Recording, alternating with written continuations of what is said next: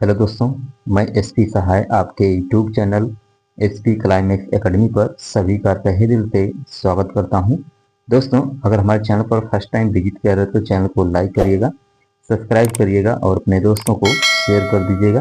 दोस्तों, एक bell icon की घंटी होती है, उसको आप लोग जरूर प्रेस कर दीजिएगा, क्योंकि मैं जितना भी अपना वीडियो यूट्यूब पर अपलोड करूँगा उसका नोटिफिकेशन आपको प्राप्त हो जाएगा। तो चलिए दोस्तों, हम लोग आज पॉलिटी यानी संविधान के बारे में पढ़ेंगे, ठीक है, जो कि एनटीपीसी, ग्रुप डी, एसएससी, पटवारी और स्टेट एग्जाम जो भी आपके होते हैं वनडे एग्जाम, इन सभी के लिए ये जो वीडियो रहेगा बहुत ही इम्पोर्टेंट रहेगा, ठीक है। तो आप लोग इस वीडियो को देखना ना भूलिएगा, ठीक है। दोस्तों, हमारा जो चलेगा आज पॉलिटी का फर्स्ट वीडियो है, ठीक है। इसी तरह सेकंड वीडियो, ठीक, थर्ड वीडियो, फोर्थ वीडियो, इसी तरह हम आपको एकदम बेहतरीन तरीके से बताएंगे, ठीक है।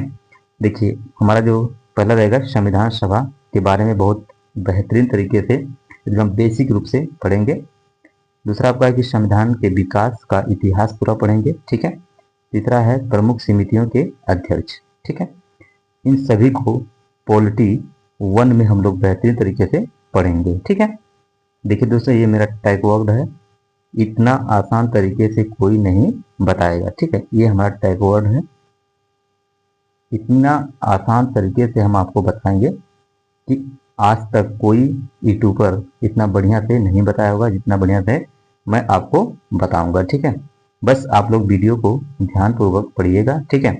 तो चलिए, हम लोग देरी ना करते हुए चलते हैं आगे। चलिए दोस्तों, हम लोग पढ़ेंगे भारतीय संविधान, ठीक है।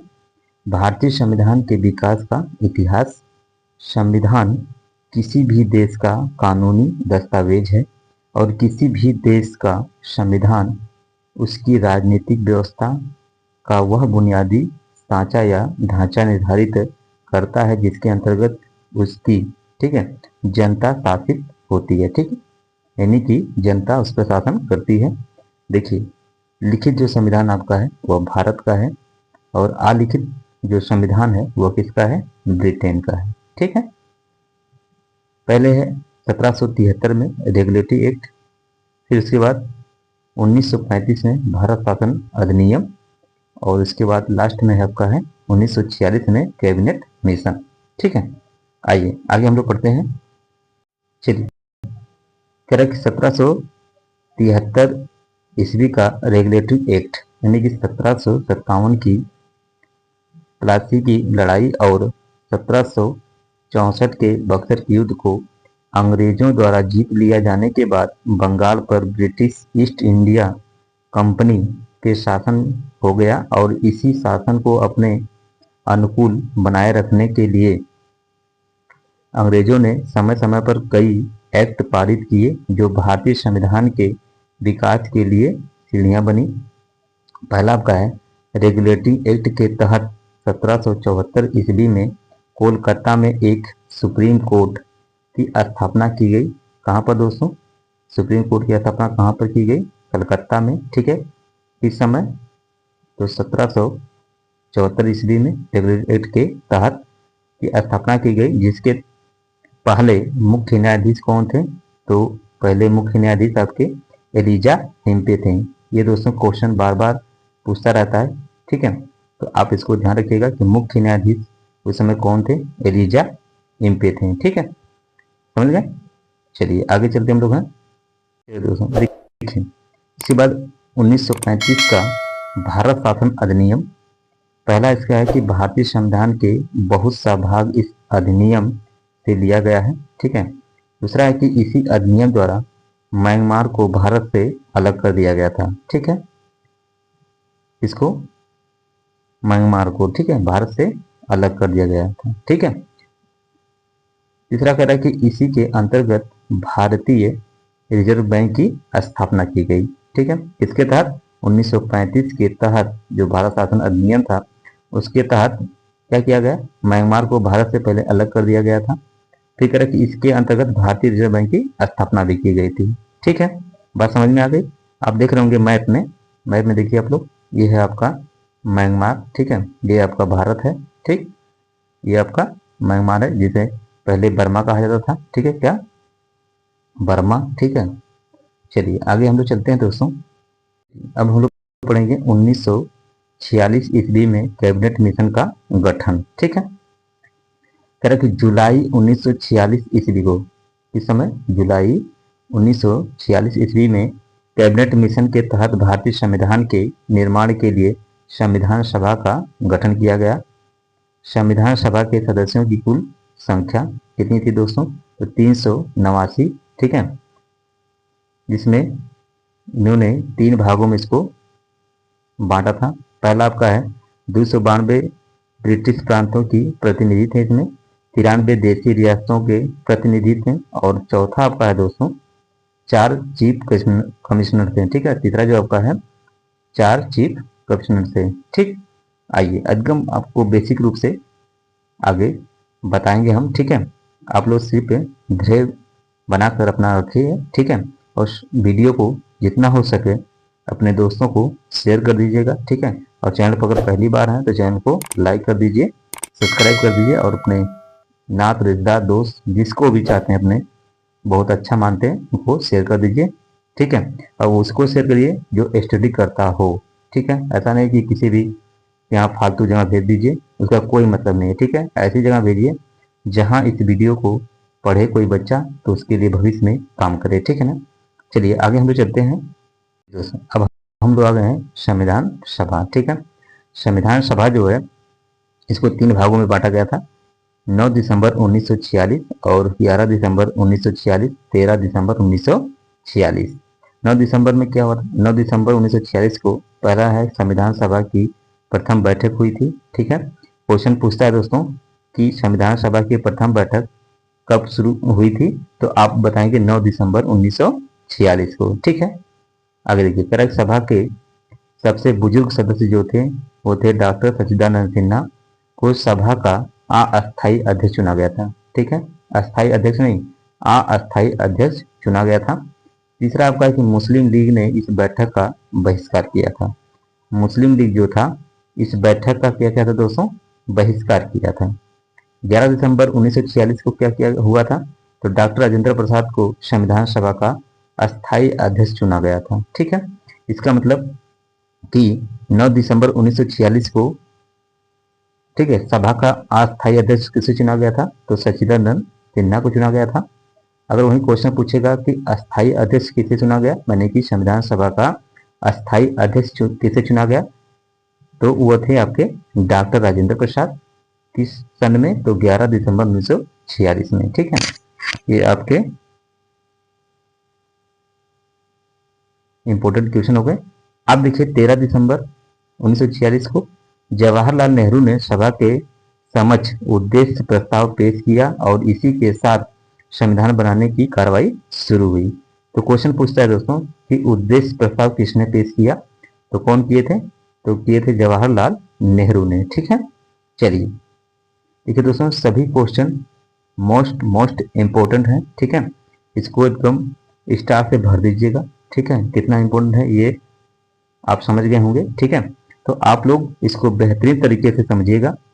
जहां भी कोई समझ में ना आए, ठीक है, कोई भी चीज़ आपको समझ में ना आए तो आप लोग कमेंट बॉक्स में अपना फीडबैक जरूर दीजिए। ठीक है, तो चलिए हम लोग आगे चलते हैं। चलिए दोस्तों, आपको एकदम बेहतरीन तरीके से इस चीज़ को एकदम एक जगह, ठीक है, बेहतरीन तरीके से रख दिया गया है। आप इसको बहुत बेहतरीन तरीके से तैयार कर सकते हैं। ठीक है, जैसे संविधान सभा के प्रमुख समितियों के अध्यक्ष। ठीक है, संविधान सभा के जो प्रमुख समितियां थी, ठीक है, उनकी कौन कौन से अध्यक्ष थे उनको एक जगह मैंने आपको लिया कर रख दिया है। ठीक है, जिससे कि आपको पढ़ने में आसानी हो और समझने में भी आसानी हो और याद करने भी आपको आसानी हो जाए। ठीक है, देखिए प्रश्न पूछता है कि संचालन समिति के अध्यक्ष कौन थे? तो कौन थे दोस्तों? डॉक्टर राजेंद्र प्रसाद थे। ठीक है, कौन थे? डॉक्टर राजेंद्र प्रसाद। प्रारूप समिति के अध्यक्ष कौन थे? तो डॉक्टर भीमराव अंबेडकर। ठीक है, डॉक्टर भीमराव अंबेडकर। तीसरे आपके हैं प्रांतीय संविधान समिति के अध्यक्ष कौन थे? तो सरदार वल्लभ भाई पटेल। प्रांतीय संविधान समिति के अध्यक्ष कौन थे दोस्तों? तो सरदार वल्लभ भाई पटेल थे। संघीय संविधान समिति के अध्यक्ष कौन थे? तो पंडित जवाहरलाल नेहरू। ठीक है, संघीय संविधान समिति के अध्यक्ष कौन थे? तो पंडित जवाहरलाल नेहरू। राष्ट्रीय ध्वज संबंधित समितियों के अध्यक्ष कौन थे? तो आप थे डॉक्टर राजेंद्र प्रसाद। ठीक है, कौन थे? डॉक्टर राजेंद्र प्रसाद। बात समझ में आ गई? चलिए आइए हम आगे चलें। चलिए दोस्तों, 3 जून 1947 को यह घोषणा कर दी गई कि भारत का बंटवारा होगा। यानी कि 3 जून 1947 को यह घोषणा कर दी गई कि भारत का बंटवारा होगा। देखिए, इसको दो भागों में बांटा गया। पहला आपका भारत 15 अगस्त 1947, पाकिस्तान 14 अगस्त 1947। ठीक है, यानी कि 15 अगस्त 1947 और 14 अगस्त 1947 को भारत और पाकिस्तान का बंटवारा हो गया। ठीक है, आइए इधर देखते हैं। कह रहा है कि देश विभाजन के बाद संविधान सभा का पुनर्गठन 31 अक्टूबर 1947 को किया गया। ठीक है, यानी कि देश का विभाजन के बाद संविधान सभा का पुनर्गठन 31 अक्टूबर 1947 को किया गया।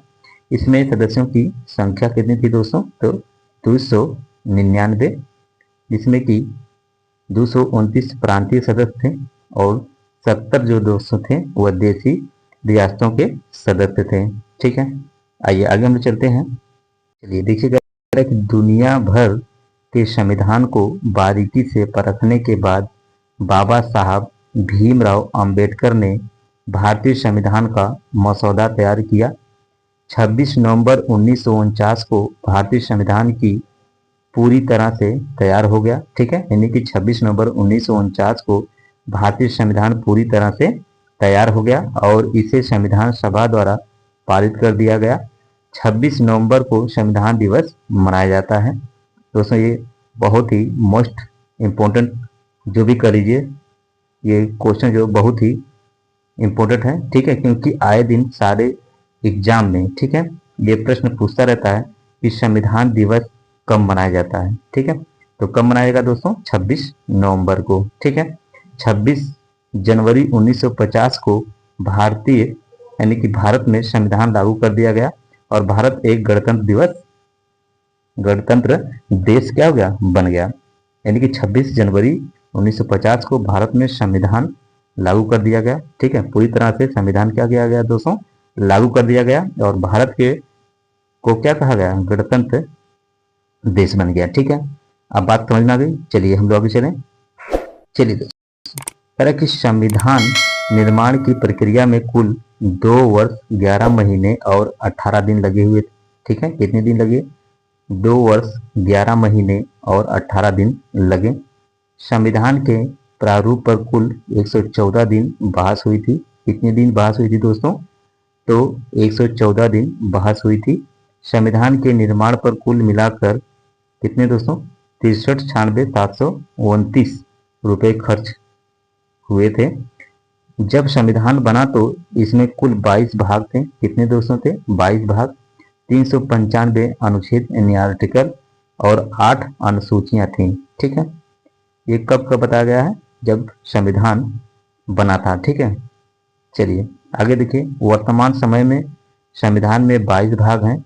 ठीक है, वर्तमान समय में संविधान में 22 भाग हैं, 395 अनुच्छेद हैं और 12 अनुसूचियां हैं। ठीक है, चलिए देखिए दोस्तों, ये जितने भी क्वेश्चन हैं सभी इंपॉर्टेंट हैं, वनडे एग्जाम में हमेशा पूछता रहता है। ठीक है, तो आप लोग इसको बहुत ही बेहतरीन तरीके से समझिएगा। ठीक है, जहां पर आपको समझ में ना आए, ठीक है, तो आप लोग कमेंट बॉक्स में जाकर कमेंट जरूर करिएगा। ठीक है, समझ गए? अगर आप लोग कमेंट करेंगे तो आपका कमेंट का रिप्लाई जरूर किया जाएगा। ठीक है, समझ गए कि नहीं बात को? चलिए आगे चलिए हम लोग। चलिए दोस्तों, संविधान सभा द्वारा किए गए कुछ अन्य कार्य थे। पहला आपका है, संविधान सभा ने 22 जुलाई 1947 को राष्ट्रीय ध्वज को अपनाया।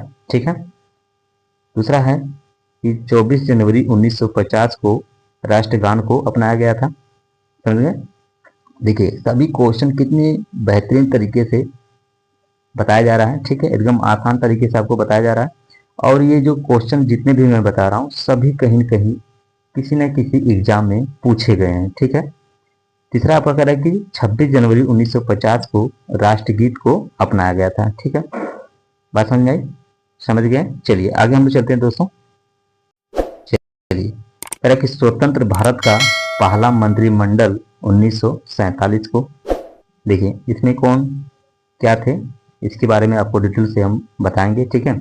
आप लोग पेन और कॉपी लेकर बैठिएगा जरूर, ठीक है। जब भी आप लोग वीडियो को पढ़िएगा तो पेन और कॉपी लेकर जरूर बैठिएगा और एक बढ़िया सा नोट्स बना लीजिएगा, क्योंकि मैंने ये जो पढ़ा रहा हूँ ना एकदम शार्ट नोट्स बनाऊंगा, क्योंकि आपको ज़्यादा पढ़ना नहीं है, ठीक है। आपको ज़्यादा पढ़ना नहीं है, जो चीज़ बताया जा रहा है बस उसी को आप लोग पढ़ लीजिए। कोई भी एग्जाम होगा, ठीक है, आप उसको करेक्ट कर जाएंगे। समझ गए? तो देखिए जवाहरलाल नेहरू उस समय क्या थे? प्रधानमंत्री थे, ठीक है। वल्लभ भाई पटेल गृह मंत्री थे। मोहम्मद अब्दुल कलाम आजाद जो थे वो दोस्तों शिक्षा मंत्री थे। डॉक्टर जॉन मथाई जो थे वो रेलवे के मंत्री थे। जगजीवन राम जो थे श्रम मंत्री थे, ठीक है। बलदेव सिंह रक्षा मंत्री। राजकुमारी अमृत कौर स्वास्थ्य मंत्री। और आर के चडुवेगम शेट्टी ई क्या थे वो दोस्तों? ये वित्त मंत्री थे, ठीक है। चलिए आइए आगे हम लोग चलते हैं। चलिए दोस्तों बस आज तक यहीं तक रहेगा, ठीक है। इसके बाद कल नेक्स्ट डे फिर मैं इसी तरह आपको बेहतरीन तरीके से सारे क्वेश्चन को लेकर आप लोगों के बीच में आता रहूँगा, ठीक है। बस क्या है कि आप लोग इस वीडियो को लाइक कर दीजिएगा, सब्सक्राइब करिएगा और अपने दोस्तों को शेयर जरूर कर दीजिएगा, ठीक है। और एक बेल आइकन की घंटी होती है उसको तो आप लोग जरूर प्रेस कर लीजिएगा, क्योंकि मैं अब से जितना भी अपना वीडियो यूट्यूब पर अपलोड करूँगा उसका नोटिफिकेशन आपको प्राप्त हो जाएगा, ठीक है। तो चलिए दोस्तों मेरी तरफ से सभी को जय हिंद, जय भारत। Thank for watching.